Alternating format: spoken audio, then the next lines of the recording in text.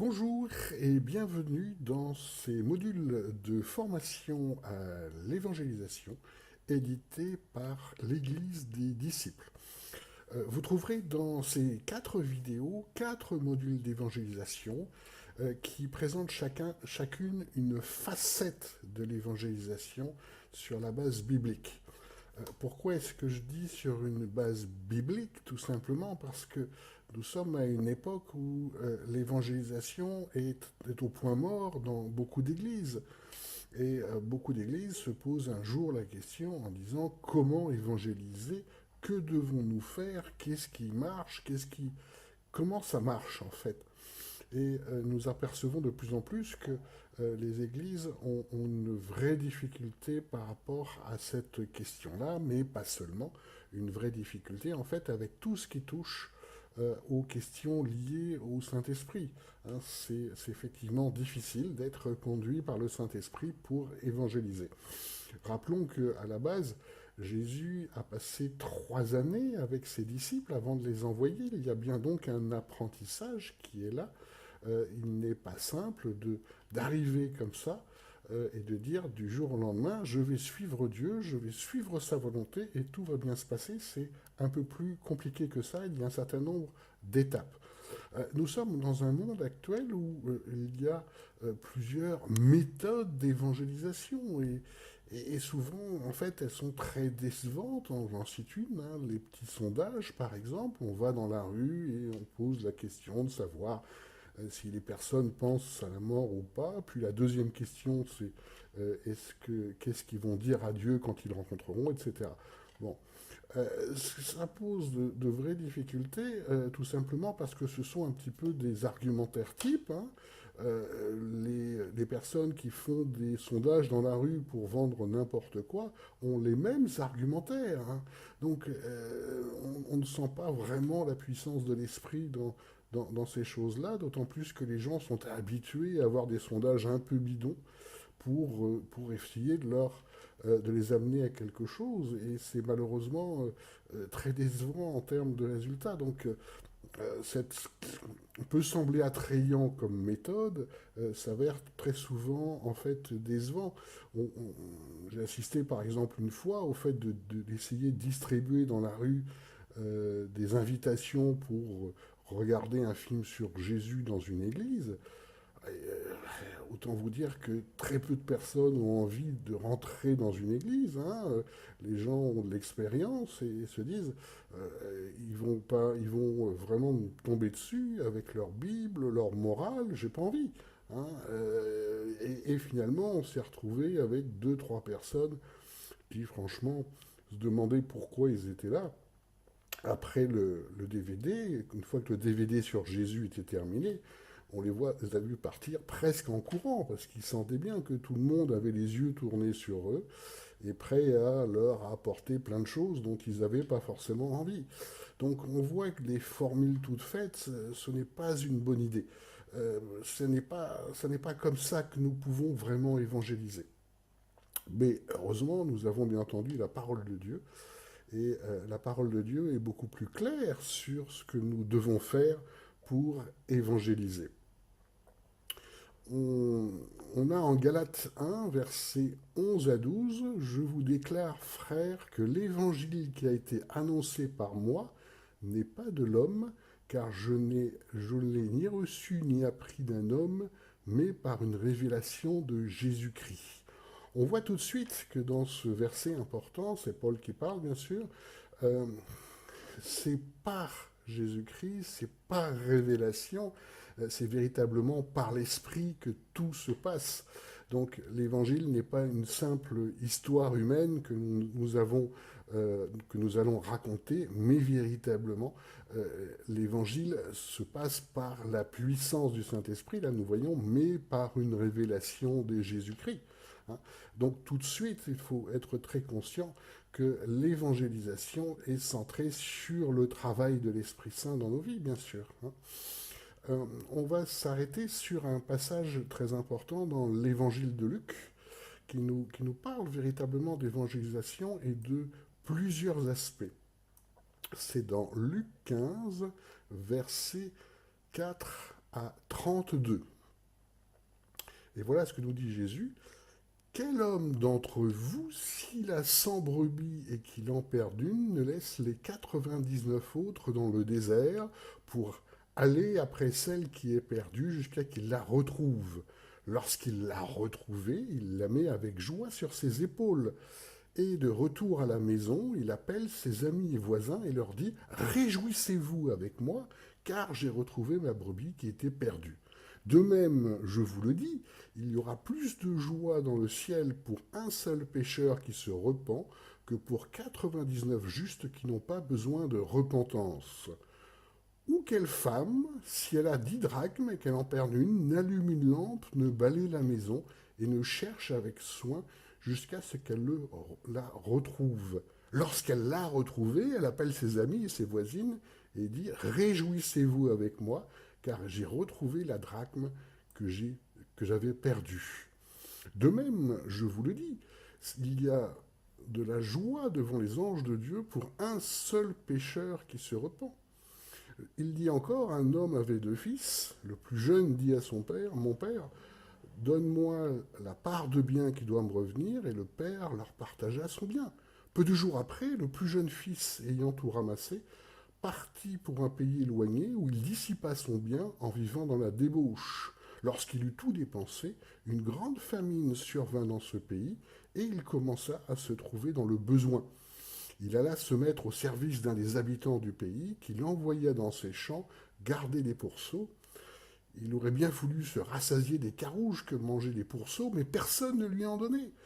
Étant rentré en lui-même, il se dit: combien de mercenaires chez mon père ont du pain en abondance, et moi, ici, je meurs de faim. Je me lèverai, j'irai vers mon père, je dirai: Mon père, j'ai péché contre le ciel et contre toi. Je ne suis plus digne d'être appelé ton fils. Traite-moi comme l'un de tes mercenaires. Et il se leva et alla vers son père.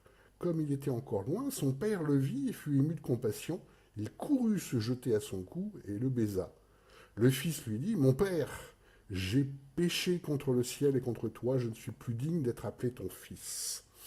Mais le père dit à ses serviteurs: Apportez vite la plus belle robe et l'en revêtez. Mettez-lui un anneau au doigt et des souliers aux pieds. Amenez le veau gras et tuez-le, mangeons et réjouissons-nous. Car mon fils que voici, qui était mort, il est revenu à la vie, il était perdu et il s'est retrouvé. Et ils commencèrent à se réjouir. Or, le fils aîné était dans les champs. Lorsqu'il revint et approcha de la maison, il entendit la musique et des danses. Il appela un des serviteurs et lui demanda ce que c'était. Son serviteur lui dit: Ton frère est de retour, et parce qu'il l'a retrouvé en bonne santé, ton père a tué le veau gras. Il se mit en colère et ne voulut pas entrer. Son père sortit et le pria d'entrer. Mais il répondit à son père: Voici, il y a tant d'années que je te sers sans avoir jamais transgressé tes ordres, et jamais tu ne m'as donné un chevreau pour que je me réjouisse avec mes amis. Et quand ton fils est arrivé, celui qui a mangé ton bien avec des prostituées, c'est pour lui que tu as tué le veau gras. Mon enfant, lui dit le père, tu es toujours avec moi, et tout ce que j'ai est à toi.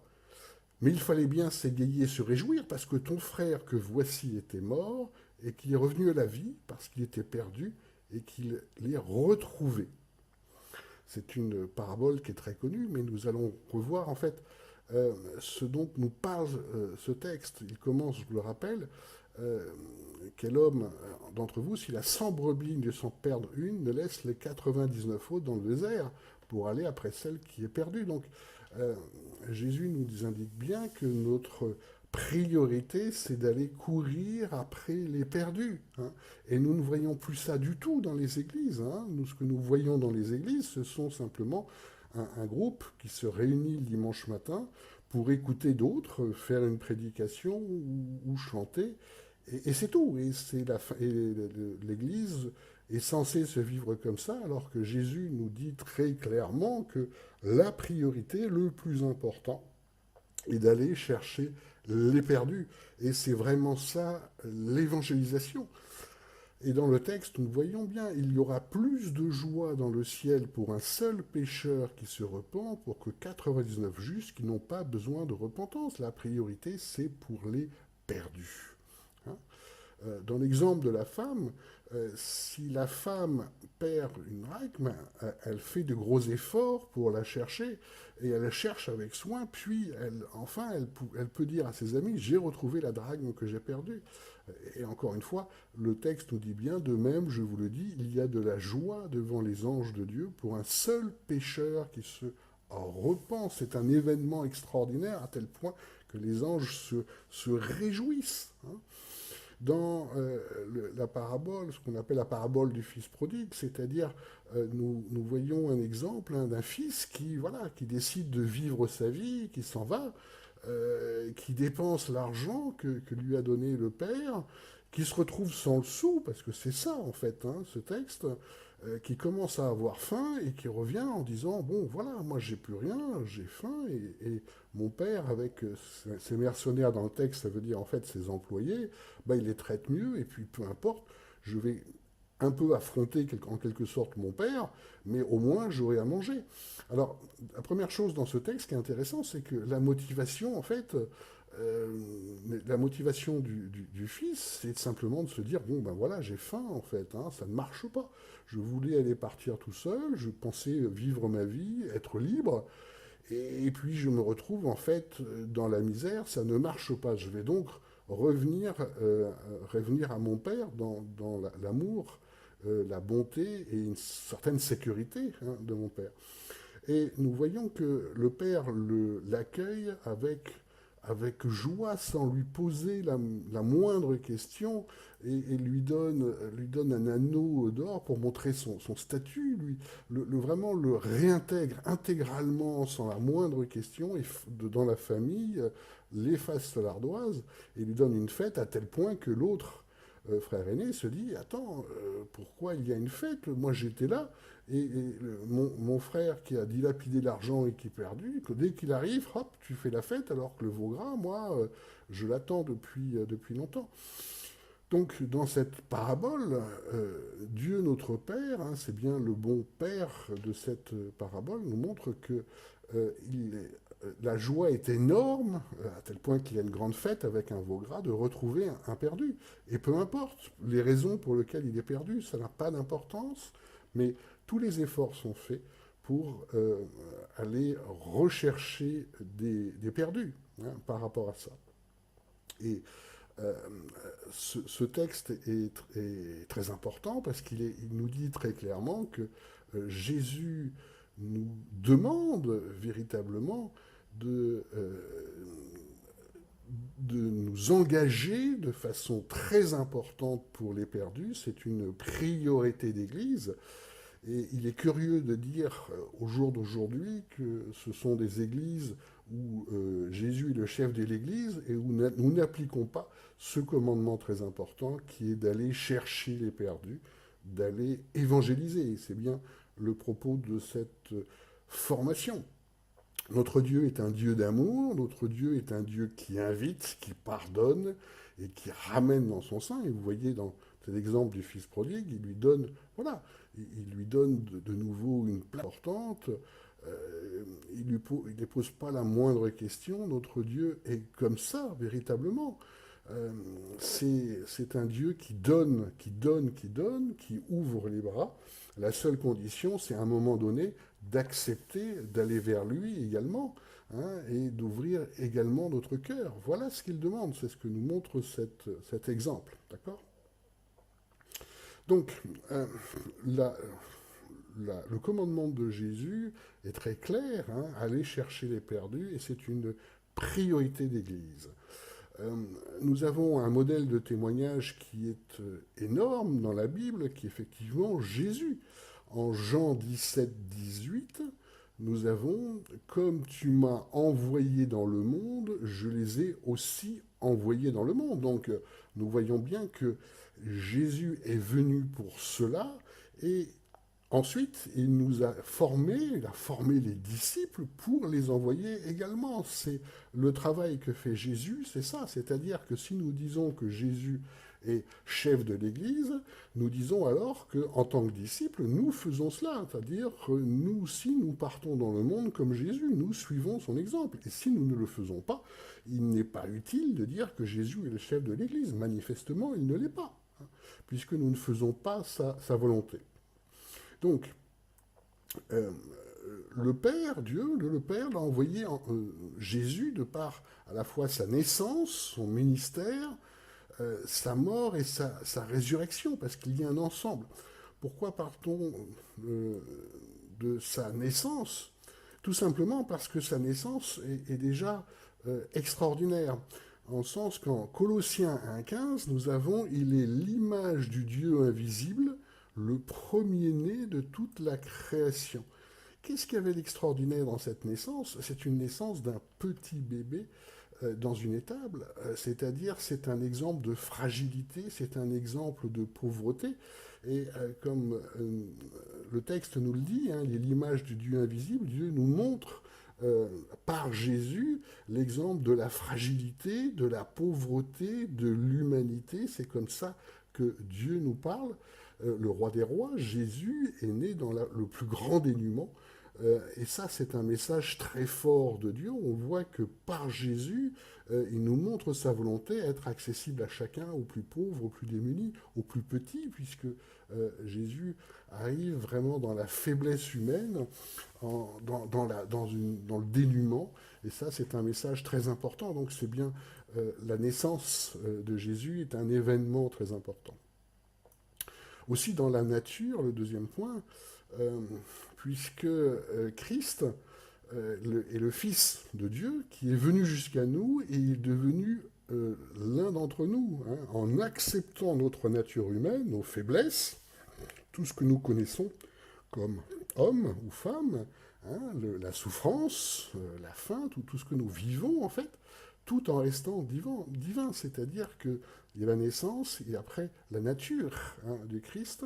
Le fait, on dit souvent dans les églises, hein, 100% homme et 100% Dieu, est un exemple extraordinaire, c'est-à-dire que nous pouvons être divins, ou en tout cas essayer d'aller vers un chemin de sainteté, tout en gardant, tout en étant humain dans nos faiblesses. C'est possible, hein. Dieu nous le permet, et par Jésus, c'est devenu, en effet, possible. Comment Christ a-t-il été envoyé? Encore une fois, il a été envoyé dans la faiblesse, c'est très important. Parce qu'on a un autre passage en 1 Corinthiens 12 où Paul a prié Dieu pour qu'il lui enlève une écharde, hein, une maladie en fait. Et la réponse, c'était que la puissance de Dieu s'exerce dans la faiblesse, et c'est comme ça dans nos vies. Cette faiblesse-là est très importante. C'est là où Dieu peut s'exprimer le plus. Pourquoi? Parce que notre nature humaine, puisque nous sommes dans la faiblesse, est en fait en retrait. Et plus notre nature humaine est en retrait, plus Dieu peut s'exprimer. Et ça, c'est quelque chose qui est central dans l'évangélisation. Nous n'allons pas le faire par la chair, par notre nature humaine, mais nous allons laisser Dieu s'exprimer. Dans sa vie, Jésus a partagé donc nos affections humaines, nos émotions humaines, notre faculté humaine de pouvoir choisir. Dieu nous a laissé le libre arbitre, hein. Il a partagé notre intellect humain, notre corps et notre dépendance de Dieu, hein. Nous le voyons très souvent en train de prier vers le Père, d'être toujours à la recherche de la relation avec le Père, alors qu'il est divin lui-même. C'est un exemple très important pour nous montrer la nécessité d'être dans la dépendance du Père, et on en revient à la faiblesse. Si nous sommes dans un certain orgueil, de dire nous sommes forts, eh bien nous ne laissons aucune place à Dieu, hein. C'est juste notre intellect, nos convictions, en clair nos erreurs qui prédominent, et Dieu ne peut pas nous guider, hein, puisque nous pensons savoir. Et là, nous faisons cette erreur-là extrêmement importante. En fait, le plus grand problème dans l'évangélisation, parce qu'on entend souvent, oui, c'est difficile, tout à fait, c'est que nous avons du mal à accepter de notre faiblesse humaine dans laquelle Dieu exprime sa puissance. Quand Jésus nous montre la volonté de Dieu, il nous montre clairement que c'est un homme, il y a l'humanité, il aime, il souffre, il ne cède pas à la tentation dans le désert, par exemple, et décide d'aller à la croix, décide de suivre Dieu, quelle que soit la difficulté et la souffrance. En ce sens, il s'oublie complètement en tant qu'homme, parce que personne ne veut souffrir sur une croix, hein. Nous ne sommes pas volontaires, et pourtant la Bible nous le montre très clairement. Jésus a accepté ce sort-là, avec la peur, bien entendu, l'angoisse, mais pourtant il l'a accepté, c'est-à-dire qu'il nous a montré l'exemple d'un homme qui oublie sa nature humaine pour que le plan de Dieu s'accomplisse. C'est un exemple qui n'est pas facile, mais qui est un exemple extraordinaire pour nous, parce que c'est comme ça que Jésus a effectivement vaincu le mal sur la croix. Il ne faut pas avoir peur de dépendre de Dieu, hein, parce que nous ne sommes rien sans Dieu, c'est une vérité et un gros obstacle, effectivement, dans l'évangélisation, c'est le fait de penser que nous pouvons faire quelque chose par notre propre moyen. Alors après, il est facile, hein, de discuter avec les gens quand on a l'habitude d'avoir le contact facile. Dans les méthodes d'évangélisation que j'ai survolées tout à l'heure, il y a cette question-là. Est-ce que nous allons le faire par notre nature humaine, ou est-ce que nous allons laisser Dieu agir? Et nous le voyons bien. La Bible nous demande de laisser Dieu agir. Euh, et pour exprimer la puissance de Dieu, il faut que nous soyons dans la faiblesse, c'est-à-dire que notre nature humaine soit le plus possible en retrait pour laisser faire Dieu par notre intermédiaire. Nous devons donc accepter notre inaptitude et notre petitesse. C'est une école d'humilité, mais être serviteur de Dieu, c'est d'abord accepter le fait que nous ne pouvons rien faire de bon sans Dieu. Et si nous ne faisons pas cette première étape, le reste ne suivra pas. Nous ferons tout selon notre façon de voir les choses et pas grand-chose selon Dieu, et il n'y aura très peu de fruits, hein. Et nous voyons ça de façon très fréquente dans beaucoup d'églises, et c'est aussi malheureusement un fonctionnement de beaucoup d'églises. Nous ne voyons plus la puissance de Dieu, et si nous voyons plus la puissance de Dieu, c'est bien que l'homme est présent dans tous les domaines. Et une église, ce n'est pas ça. L'évangélisation, ce n'est pas ça. Servir Dieu, ce n'est pas ça. Être disciple, ce n'est pas ça. C'est véritablement être transformé peu à peu pour que la puissance de Dieu s'exprime, la puissance de Jésus s'exprime, et donc notre supposée puissance soit une vraie petitesse, parce que nous sommes très très très petits par rapport à Dieu, et donc nous ne pouvons pas agir avec fruit par nous-mêmes. Ainsi, plus nous faisons confiance à nos capacités, moins nous trouvons Dieu. C'est un classique de penser que nos raisonnements suffisent, notre intelligence suffit, alors que en fait notre intelligence est une micro-poussière par rapport à l'intelligence de Dieu. Et notre intelligence nous sert surtout à nous tromper, à nous leurrer, hein. Nous devons au contraire nous imprégner de la sagesse de Dieu qui nous dépasse 10 milliards de fois. Pensez par exemple, hein, pour fixer les idées, que Dieu a en tête, si je peux m'exprimer ainsi, en tout cas dans sa volonté, la capacité de suivre chaque être humain, de connaître chacun, ses chemins, ses différents choix, en même temps et en temps réel, chacun interagissant sur les autres. Et ça, c'est le travail courant de Dieu, ça est gérer l'univers. Donc, que sommes-nous par rapport à cette extraordinaire puissance de Dieu, le Dieu créateur de l'univers? Rien du tout. Rien du tout. Notre intelligence n'est que micro-poussière par rapport à ça, et essayer de faire tout avec nos raisonnements est une erreur sérieuse, hein. Nous devons donc nous mourir peu à peu à nous-mêmes pour vraiment vivre. Vraiment vivre, ça veut dire laisser faire la puissance de Dieu, laisser faire la puissance du Saint-Esprit. Et là, nous arrivons à faire ce que Dieu attend de nous, c'est-à-dire que nous nous rapprochions de lui le plus possible pour faire sa volonté. On va prendre l'exemple d'un passage très connu dans l'évangile de Jean, Jean 15. C'est moi qui suis le vrai cep, alors ça c'est Jésus qui parle, hein. C'est moi qui suis le vrai cep et mon Père est le vigneron. Tout sarment qui ne porte pas de fruit, en moi il le retranche, et tout sarment qui porte du fruit, il le nettoie, afin qu'il porte plus de fruits.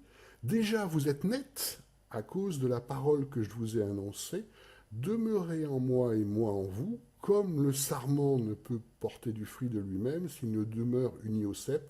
De même, vous ne pouvez pas non plus si vous ne demeurez en moi. Moi, je suis le cep, vous, vous êtes les sarments. Celui qui demeure en moi et moi en lui, celui-là porte beaucoup de fruits, car hors de moi, vous ne pouvez rien faire. Si quelqu'un ne demeure pas en moi, il est jeté dehors comme le sarment et il sèche. Et on ramasse ces sarments, on les jette au feu et ils brûlent. Si vous demeurez en moi et que mes paroles demeurent en vous, demandez tout ce que vous voudrez, et cela vous sera accordé. En ceci, mon Père est glorifié, que vous portiez beaucoup de fruits, et vous deviendrez mes disciples. Comme le Père m'a aimé, moi je vous ai aussi aimé. Demeurez dans mon amour. Si vous gardez mes commandements, vous demeurerez dans mon amour, de même que j'ai gardé les commandements de mon Père et que je demeure dans son amour. Je vous ai dit ces choses afin que ma joie soit en vous et que votre joie soit accomplie. C'est ici mon commandement, que vous vous aimiez les uns les autres comme je vous ai aimé. Personne n'a un amour plus grand que celui de donner sa vie pour ses amis. Vous êtes mes amis si vous faites ce que je vous commande. Je ne vous appelle plus serviteur parce que le serviteur ne sait pas ce que fait son maître, mais je vous ai appelé ami parce que je vous ai fait connaître toutes les choses que j'ai entendues de mon Père. Ce n'est pas vous qui m'avez choisi, mais c'est moi qui vous ai choisi et qui vous ai établi afin que vous alliez et que vous portiez du fruit et que votre fruit demeure, afin que tout ce que vous demanderez au Père en mon nom, il vous le donne. Je vous commande ces choses afin que vous vous aimiez les uns les autres. Donc vous voyez, à la fin, il y a bien je vous commande ces choses. C'est bien ce que Jésus nous commande, hein, nous demande de faire. On peut remarquer que la phrase demeurez en moi et je demeurerai en vous est répétée 10 fois. Vous vous rendez compte, 10 fois dans le même passage, le fait donc de demeurer en moi et je demeurerai en vous, c'est-à-dire de véritablement de rester en Christ par le Saint-Esprit. Jésus, rappelons-le, nous a laissé le Saint-Esprit pour faire des œuvres plus grandes que lui. Nous avons reçu le Saint-Esprit, mais nous le voyons bien, que ce n'est pas parce que nous avons reçu le Saint-Esprit que nous laissons le Saint-Esprit s'exprimer. Voilà pourquoi en 10 fois il est répété demeurez en moi et je demeurerai en vous. C'est parce que Dieu sait bien que nous avons, après avoir reçu le Saint-Esprit, tendance à laisser faire entièrement notre nature humaine. Et puis très rapidement, le Saint-Esprit est éteint et nous faisons tout par en fait nature humaine, même en ayant une attitude religieuse, en parlant de Dieu, en parlant de Jésus, de prière, en faisant plein de choses comme ça, mais en fait, ça n'est juste notre nature humaine. Et nous l'entendons dans beaucoup d'églises, malheureusement, mais c'est une vérité. Nous voyons bien que tout est fait, en fait, par religiosité, par nature humaine, et très peu par le Saint-Esprit. Encore une fois, ce passage et plein d'autres est très clair. Jésus nous demande de tout faire par le Saint-Esprit, c'est-à-dire de demeurer véritablement dans le Saint-Esprit, et pour ça nous devons oublier notre nature humaine. Vous voyez, il est même dit, si quelqu'un ne demeure pas en moi, il est jeté dehors comme le sarment, et il sèche, on ramasse ces sarments, on les jette au feu, et ils brûlent. Vous rendez-vous compte de ce que nous dit Jésus? Jésus nous dit que si nous ne sommes pas dans le Saint-Esprit, si nous ne laissons pas le Saint-Esprit agir dans nos vies, nous sommes aussi inutiles que du sarment sec que l'on brûle. C'est ça ce que nous dit Jésus. Et ça, c'est quelque chose que l'on n'entend plus de nos jours. Et pourtant, c'est tellement vrai que nous ne pouvons rien faire par nous-mêmes. Il faut véritablement oublier notre nature humaine, nous laisser transformer peu à peu par le Saint-Esprit. C'est un processus, parce que par nous-mêmes, nous ne pouvons rien faire. À tel point qu'il nous dit aussi, si vous demeurez en moi et que mes paroles demeurent en vous, c'est-à-dire si nous faisons effectivement ce que Jésus nous dit, pas juste ce que nous pensons être pour être un chrétien, parce que c'est pas ça du tout. Jésus nous demande des choses très claires. Euh, Demandez tout ce que vous voudrez et cela vous sera accordé, c'est-à-dire que les portes spirituelles nous sont ouvertes à condition que nous obéissions véritablement à Jésus, donc nous avons l'humilité de nous oublier pour laisser faire la volonté de Dieu dans nos vies. Et là, effectivement, des portes seront ouvertes. Vous voyez bien que cette phrase-là finit par « En ceci, mon Père est glorifié », que vous portiez beaucoup de fruits, c'est-à-dire que la question se pose, si nous disions que nous suivons Jésus, quels sont les fruits dans nos vies, quel est le nombre de personnes que nous allons amener à Christ, quels sont vraiment les fruits spirituels de nos vies. S'il n'y en a pas, la phrase est très claire, nous ne sommes pas devenus des disciples, nous sommes bien avant disciples, c'est-à-dire nous sommes, on va dire, sympathisants en fait, on trouve ça sympathique, on va le dimanche matin, on écoute de la musique, on écoute une prédication, on rentre chez nous, on lit un peu la Bible, ça n'a rien à voir avec ce que nous demande Jésus. Jésus nous demande véritablement de laisser agir le Saint-Esprit, de suivre ses commandements, qu'il y ait du fruit, et à ce moment-là, nous pouvons dire, oui, nous sommes disciples. Aujourd'hui, nous entendons, je suis chrétien, et concrètement, c'est quoi les fruits? Est-ce que tu laisses agir le Saint-Esprit?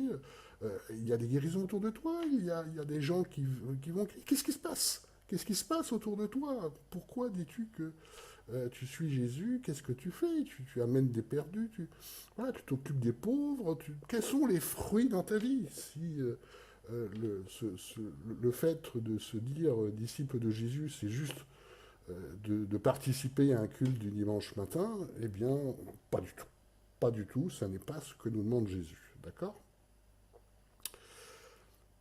Donc, nous voyons que Jésus est très clair sur ce qu'il demande, et ce sont des paroles qui peuvent même paraître un petit peu dures, surtout quand il parle du sarment qu'il faut brûler, mais Jésus, attention, Jésus nous disait des choses que nous avons beaucoup de mal à entendre de nos jours, et pourtant qui sont extrêmement clairs sur notre obligation de suivre ce qu'il nous demande, notre obligation d'être transformé par le Saint-Esprit, notre obligation d'avoir une vie totalement différente de ceux qui sont par la chair.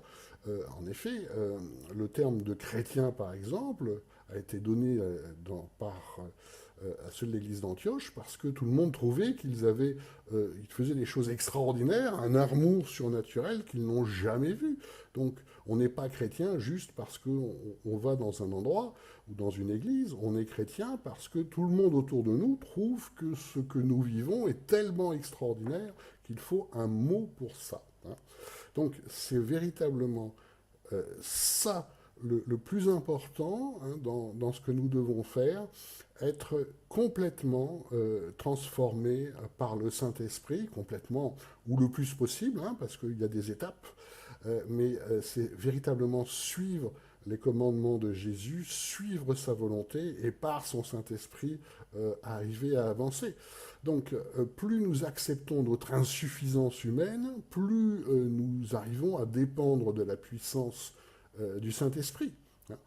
Dieu a toujours utilisé la faiblesse afin d'accomplir ses buts, on l'a vu tout à l'heure, et Jésus nous a toujours montré cet exemple-là. Rappelons un passage très clair aussi, quand le roi des rois, Jésus, arrive à Jérusalem, le roi des rois dans notre monde, voilà, c'est quelqu'un qui arrive avec une très grande voiture, avec une escorte complète, tandis que Jésus il a simplement un petit âne, et puis et il arrive vraiment dans le dénuement et la simplicité.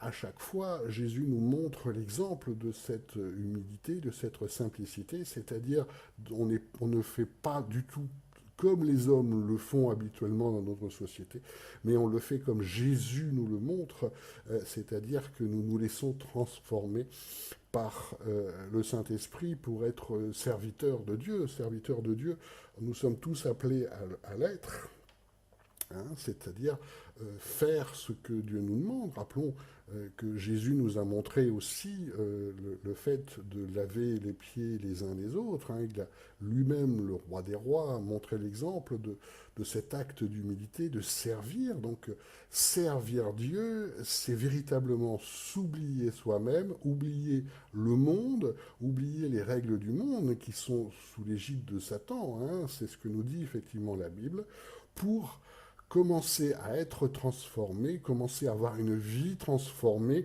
où nous laissons faire le Saint-Esprit, où nous cherchons sa puissance, et nous allons voir dans les autres modules d'évangélisation et dans les autres formations de l'Église des disciples, comment on peut réaliser ça, comment on peut progresser hein, dans ça, pour être véritablement disciple, et être véritablement disciple, c'est-à-dire une fois qu'on suit la volonté de Jésus et qu'on porte des fruits, c'est-à-dire qu'on ce que nous faisons par le Saint-Esprit est une véritable bénédiction pour d'autres, hein, parce que c'est vraiment cela que nous demande Dieu.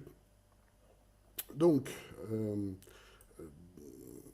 voilà déjà cette première étape, hein, c'est-à-dire avoir bien conscience de l'absolue nécessité d'oublier notre nature humaine, son arrogance, nos péchés, nos défauts, nos raisonnements, où nous pensons savoir, alors qu'en fait nous avons tant à découvrir par Dieu. Hein, c'est Dieu le créateur de l'univers et c'est nous qui pensons savoir, c'est terrible.